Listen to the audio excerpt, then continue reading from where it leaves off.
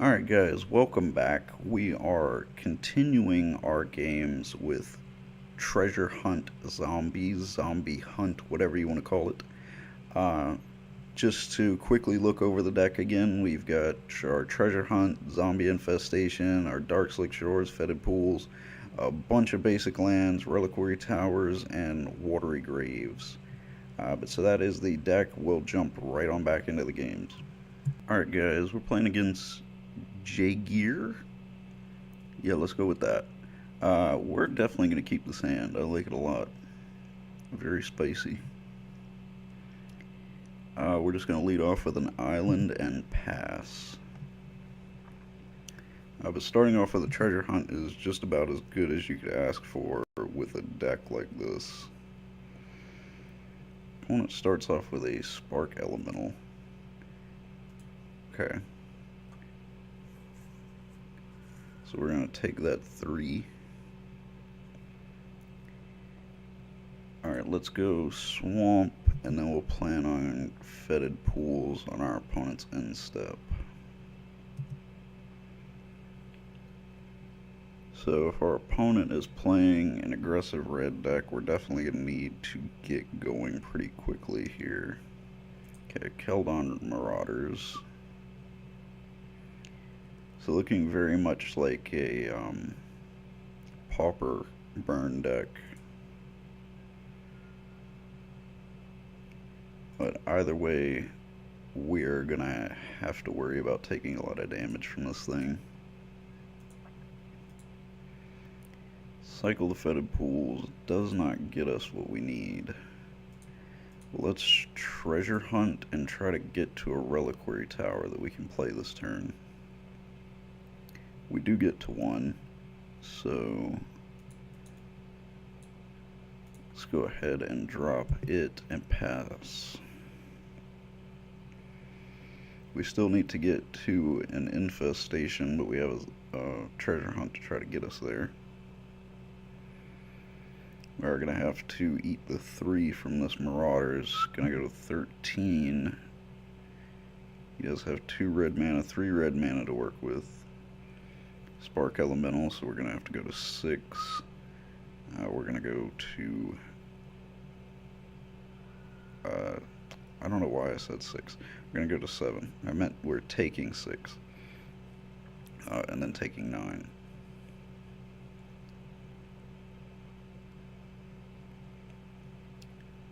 So our opponent loses both of those, right? Sacks it. And then sacks it. Okay.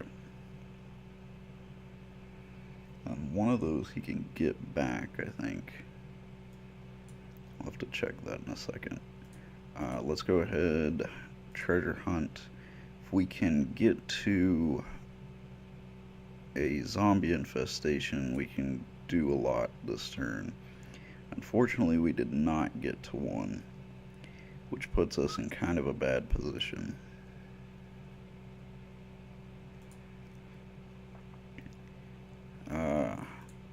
Let's go ahead and get some cards, I guess. Pretty much the only thing we can do. We drew 5. Do we get a zombie infestation? Yes. Okay. So next turn, we can make 14 zombies.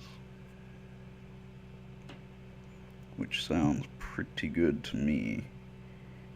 Just depends on what our opponent finds. Take 2. Or no, it deals 1. Okay. So we go to 6. 2 lightning bolts wins him the game. Was that a lightning bolt? Okay, so the second lightning bolt. I believe those were lightning bolts. A lava spike and a lightning bolt. Okay, so begin sideboarding. In the comments of the last video, somebody left some good suggestions for a side deck that I would probably implement for this deck, but I like to keep the deck the same way in the first video as well as the second video.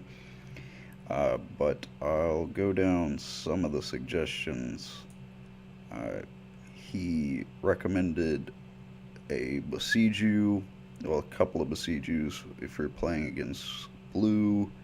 A couple radiant fountains for burn, keep our life total up. Trying to decide what I want to do here. I think we're going to mulligan. Yeah, I'm glad we did. So radiant fountains and then 6 basics. Yeah, we'll leave that on top for sure. 6 basics in case our opponent is playing moon. So some good suggestions. I think there was one other thing that he mentioned subbing in. But I'll have to link those that he mentioned because they were good suggestions. Like I said, I just like to keep things the same between videos, but definitely some good suggestions for the future. Alright, so we get to another treasure hunt.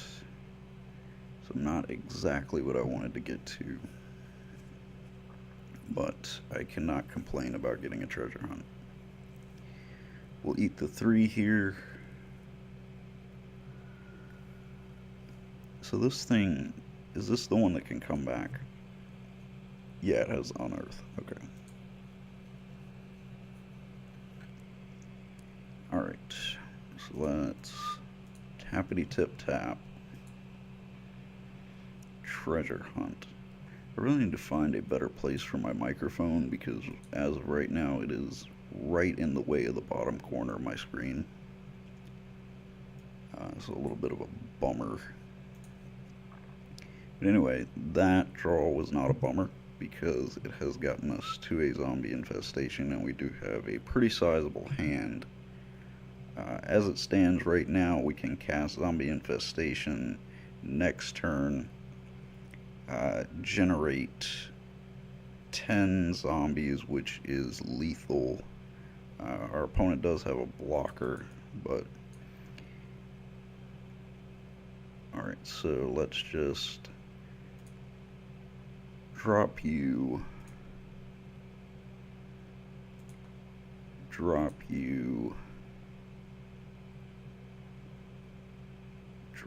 zombie infestation, and just for hoots, I'm going to go ahead and fetid pools, getting a dark slick shores. Alright, well we will pass holding priority so that on our opponent's turn we can create blockers. But our biggest problem right now is not the damage that we take from our opponent's creatures, but more so what we end up taking from our opponent's burn spells, such as the Shard Volley.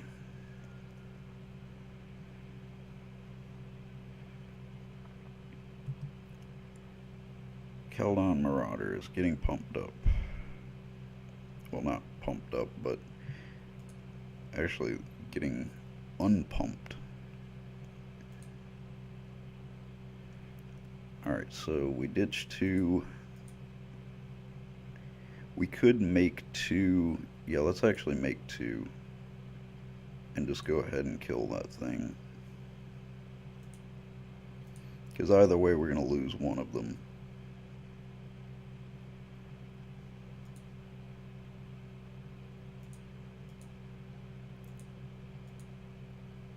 So he does 1 whenever he leaves, right?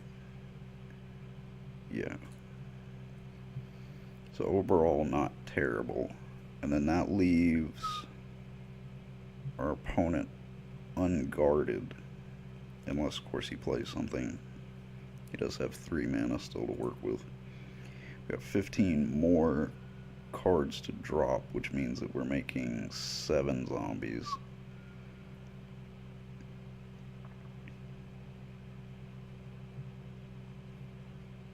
Oh, I didn't even think about that. He can deal 2 to 1 zombie, 1 to the other, and then use the Keldon Marauders to shoot the other one. But he does go ahead and shoot us, what I figured he would do, but he did have that option available to him. Magma Jet. Deal 2 Scry 2. course, I think everybody knows what Magma Jet does at this point, seeing as it pops up in just about every format. Maybe not Commander.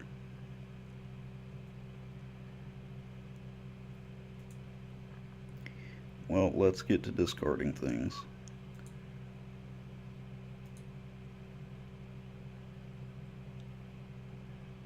One to who?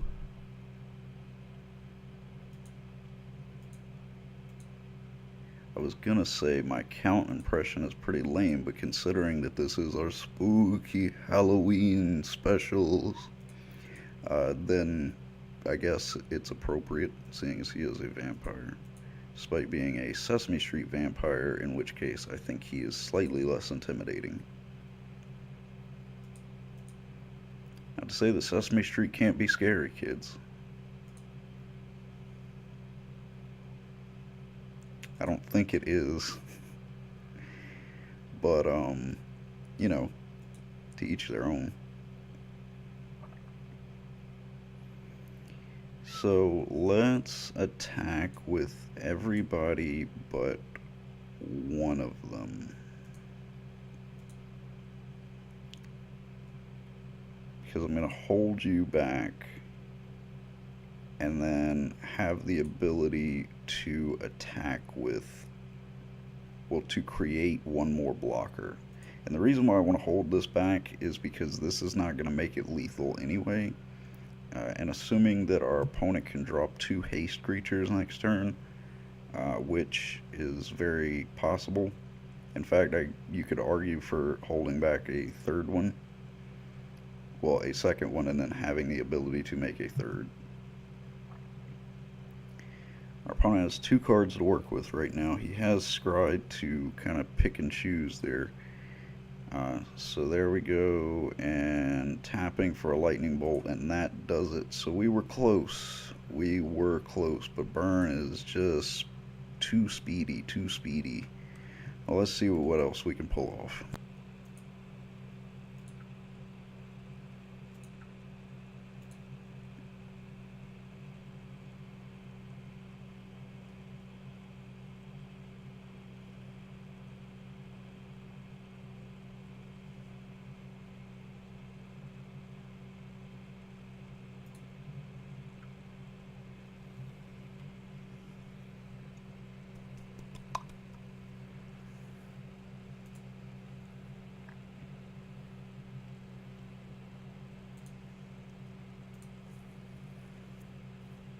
Alright guys, going first, we're starting out with 2 treasure hunts in our hand.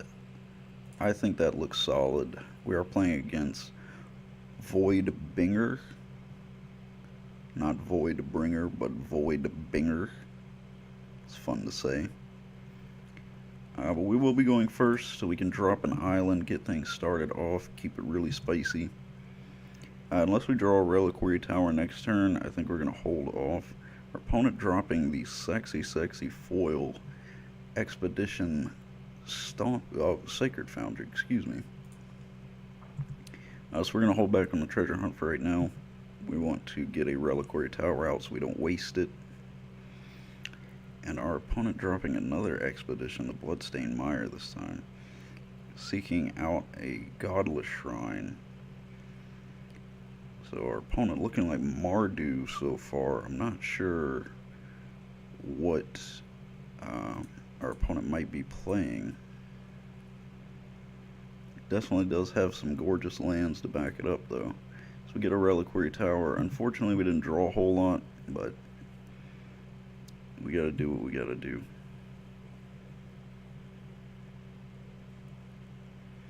I'm quite jealous of our opponent's lands. Ooh, foil full art. Alright, so looking like goblins. As to what kind of goblins, that is yet to be seen. So we'll drop down another swamp, I guess, and cast another treasure hunt. This time drawing a lot of cards. A lot of them. Getting us down to another treasure hunt, so we've got even more to do next turn. Well, we can definitely create a lot of zombies on our opponent's turn. Herboard comes down.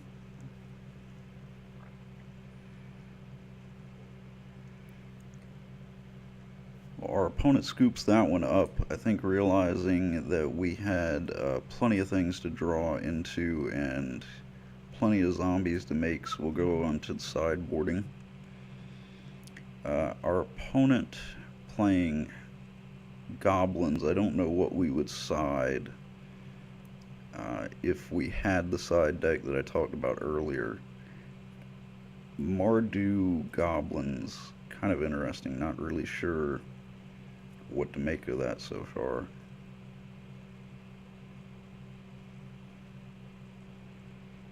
Normally you see just straight red. Of course our opponent might just have squee in there for another reason.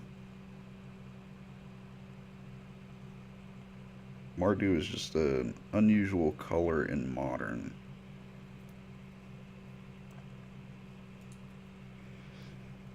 Certainly would have liked it if our opponent let us play that out and possibly we could have seen some more cards, but... Alright, so a dual land and a reliquary tower. I don't think do it for us. I don't think a handful of basics does anything for us. At least we have infestation, but not much to do with it. Put this to the bottom and hope that we get to a treasure hunt pretty quickly. So our opponent starts out with a ley line there. As far as I know, that doesn't affect infestation.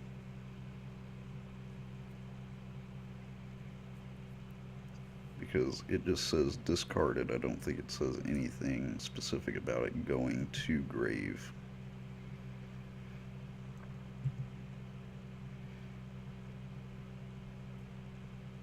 I don't think it has the Helm of Obedience effect.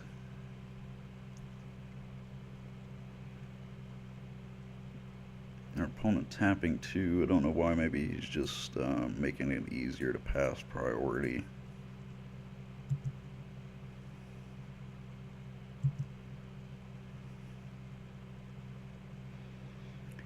Getting the infestation out early is pretty nice.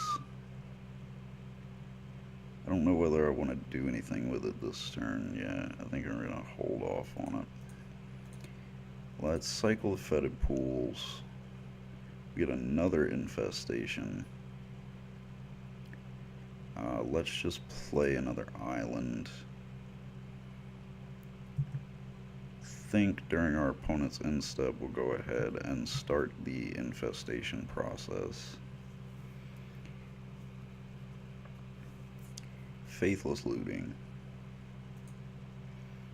Oh, is this like a I guess it's probably like a tokens kind of thing, maybe? I gotta say, our opponent has the deck completely pimped out, though. I'm pretty jealous of that.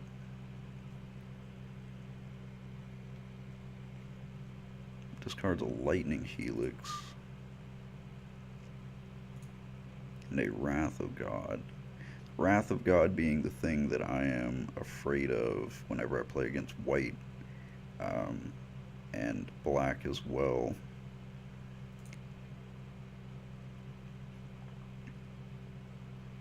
Seeing as the damnation could equally mess us up.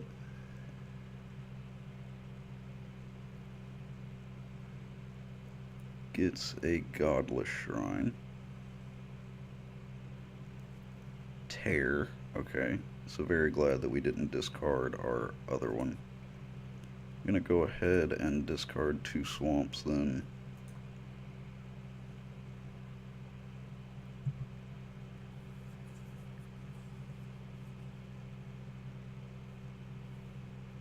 We do lose out on it, but we can drop down our other one. Hopefully our opponent does not have another answer to that one. I think we should play the swamp.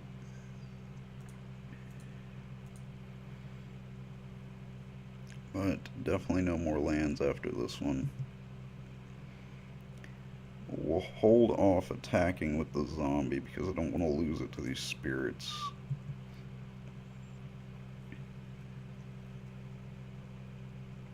Not yet, at least. Opponent taps down for a Perforos. Okay. So definitely some type of burn tokeny type deal. Looks like it's just kind of all over the place. I like it so far though.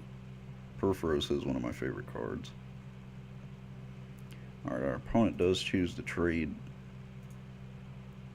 He does have the option to get back his lingering souls. So I expect to see that. So the trade does work out okay for him.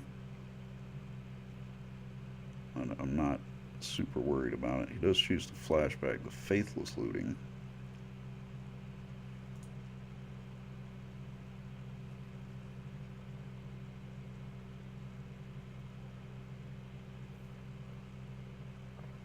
Discards Bloodghast. Okay. So we've got a whole lot of different things going on here.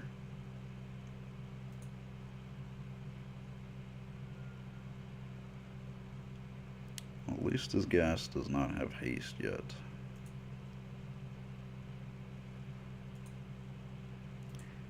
I honestly have no idea what to expect next from his deck.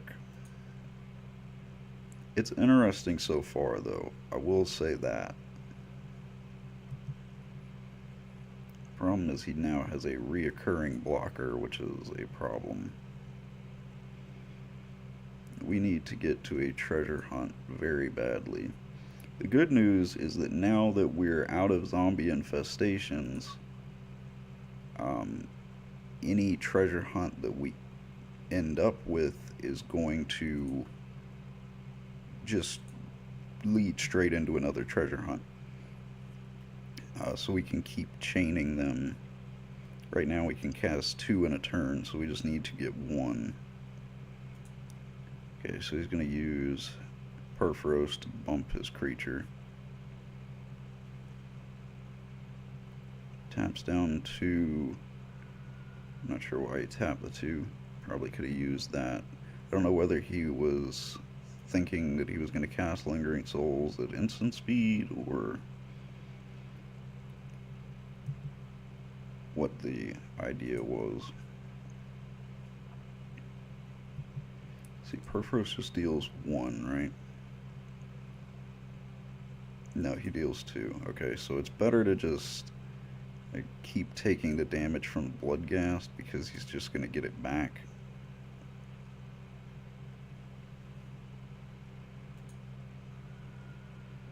We are in dire need of a treasure hunt.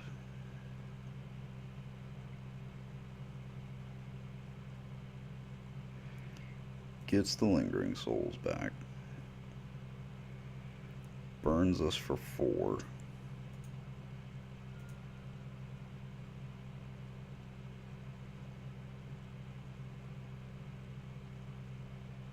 A beautiful Bloodstained Mire. Gonna discard 2 lands, get another zombie, and hopefully get some momentum going.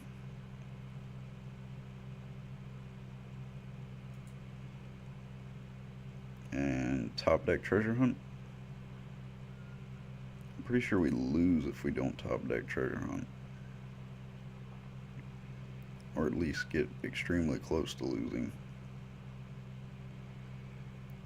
Alright. We're definitely getting close to losing. I think that the best thing for us to do is just go ahead and swing with these zombies. Because blocking the Bloodghast really doesn't give us any advantage. Because it's going to allow him to get it back. Which will give him another Perforos trigger. So it would just do 2. He can technically do 3 by attacking because Perforos will do its thing to boost it up to 3. So 3 versus 2. But honestly, trading zombies to make that difference doesn't seem extremely advantageous to us right now, especially considering how behind we are.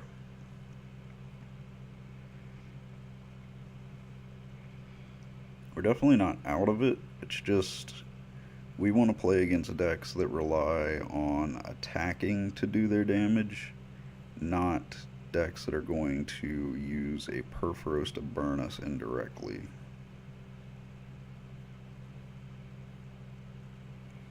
Our opponent is tapped for quite a considerable amount of mana. Changes his plan. Makes 2 red mana. I don't know whether he's trying to use Perforos' ability now. Okay, what does this dude do again? Oh yeah, okay. So we're dead. We're extremely dead. We're so dead. How many draws do we need to get to a treasure hunt?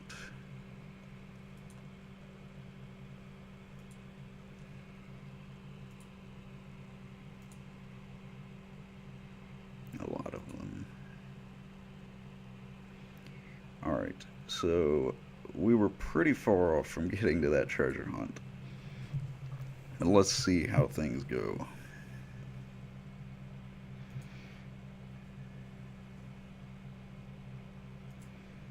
We're going to go first.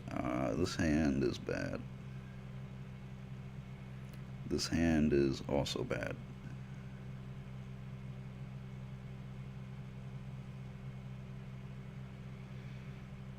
We need a not bad hand. Generally a rule of thumb in most competitive card games. I guess we're going to keep this just because I don't want to go to 3.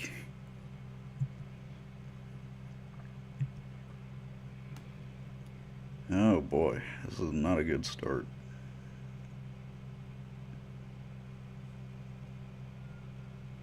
Of course, we did not have a great start last game either. Gets the blood crypt and pays for it, faithless looting.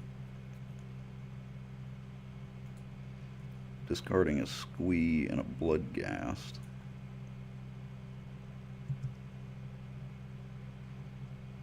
Squee comes back.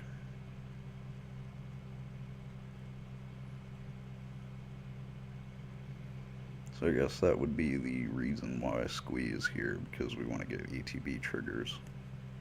Or he wants to get ETB triggers. I'm not a big fan of his ETB triggers, if I'm being honest.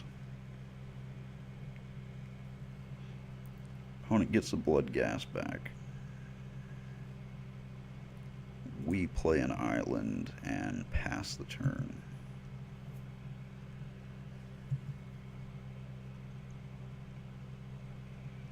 And hopefully get something going next turn. We need to top deck a treasure hunt.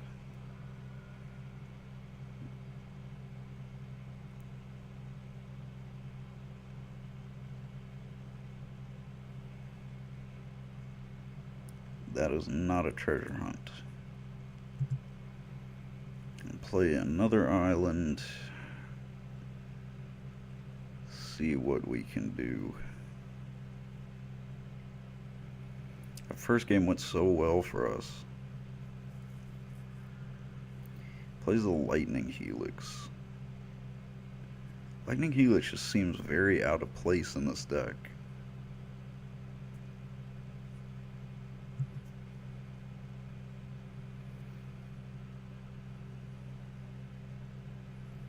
Of course, just about everything seems out of place in this deck. It definitely has a lot of game plans, which I can't knock it for doing that. It seems like the type of deck that I would play.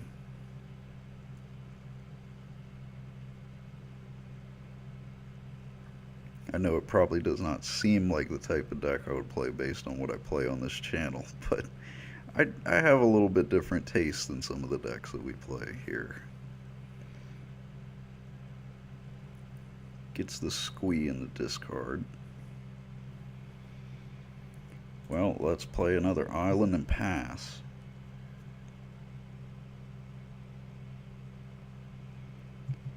Get squee back to his hand. This is the good art for squee too, I respect that.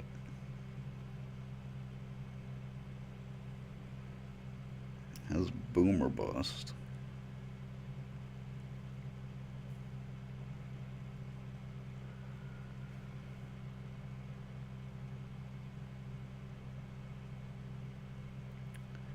Oh, I am worried. Lingering Souls. Flashing it back? No.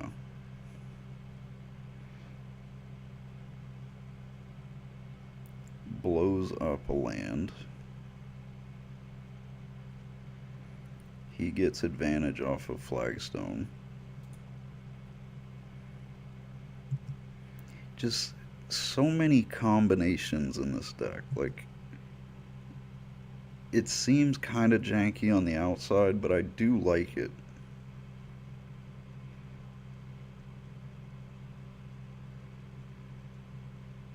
I mean, I'm familiar with the Mardu tokens concept, but as far as the everything else aspect of this deck, it's got a lot of things going on for sure.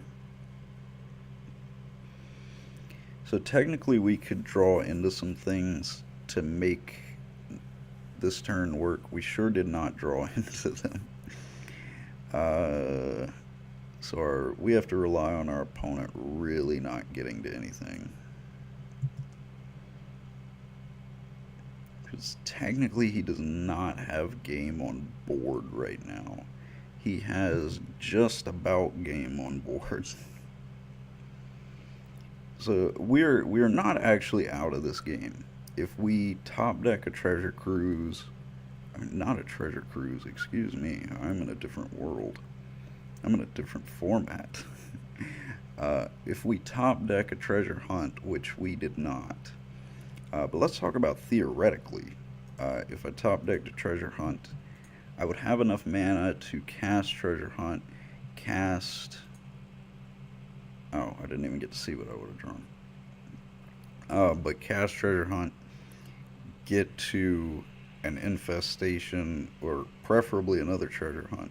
Play treasure hunt, get to an infestation, have a ton of cards in hand, use the infestation to prevent him from attacking, or give us blockers, essentially.